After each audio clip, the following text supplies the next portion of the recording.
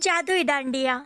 जशोदा और सीमा दोनों माँ बेटी थी। जशोदा के पति का कुछ महीने पहले ही देहांत हुआ था, जिसकी वजह से सारी जिम्मेदारी जशोदा के सर आ जाती है और वो अपना घर चलाने के लिए गांव के सरपंच के घर काम करती। माँ, आज आप काम पर मत जाइए ना। बेटा, काम पर तो जाना पड़ेगा ना, वरना हमारा घर कैसे चलेगा। ठीक है माँ, पर आज मैं भी आपके साथ चलूंगी। बेटा, वहाँ पर तुम आकर क्या करोगी? ले चलिए ना माँ, मुझे भी अपने साथ। अच्छा अच्छा, ठीक है बाबा, चलो। इतना कहकर जशोदा सीमा को अपने साथ लेकर जाती है। बेटा, तुम यहीं पर रुकना, मैं अभी सारे काम निपटा कर आती हूँ। ठीक है माँ। इतना कहकर जशोदा वहाँ से चली जाती है और तभी सीमा की नज़र पास में रखे डांडिया पर जाती है। ये कितनी खूबसूरत डांडिया है, मेरे पास तो ऐसे एक भी नहीं है। और तभी वहाँ पर सरपंच की बेटी आती है और वो सीमा से कहती, तुम क्या कर रही थी मेरी डांडियों के साथ? कुछ नहीं, मैं तो बस इसे देख रही थी। देखो, तुम मेरी डांडिया को छूने की कोशिश भी मत करना। ऐसी बात सुनकर सीमा थोड़ी सी नाराज हो जाती। रात में वो दोनों जब घर आते तभी भी सीमा डांडिया के बारे में ही सोचती। क्या बात है सीमा बेटा, सुबह से तुम बड़ी शांत हो। मामा, आप मुझे डांडिया दिला दो ना।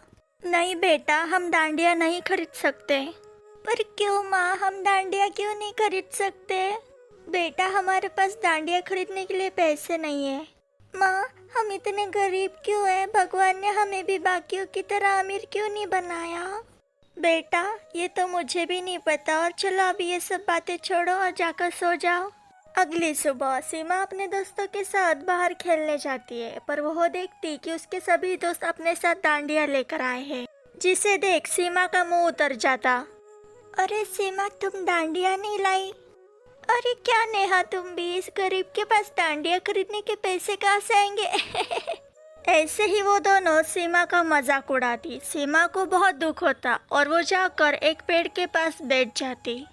भगवान, आपने हमें इतना गरीब क्यों बनाया?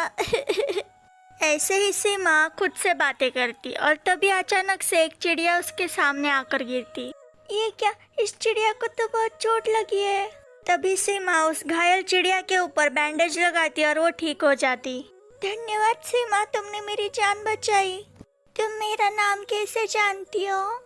मैं एक जादुई चिड़िया हूँ। मैं तुम्हारी बातें सुन रही थी और तुम्हारे पास आ ही रही थी कि तभी मुझ पर किसी ने हमला कर दिया।